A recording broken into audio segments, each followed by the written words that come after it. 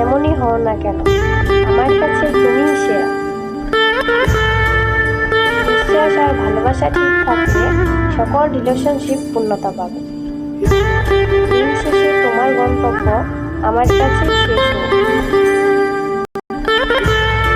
স্বপ্ন তাকে নিয়ে দেখা উচিত যে তোমাকে নিয়ে ভাবে।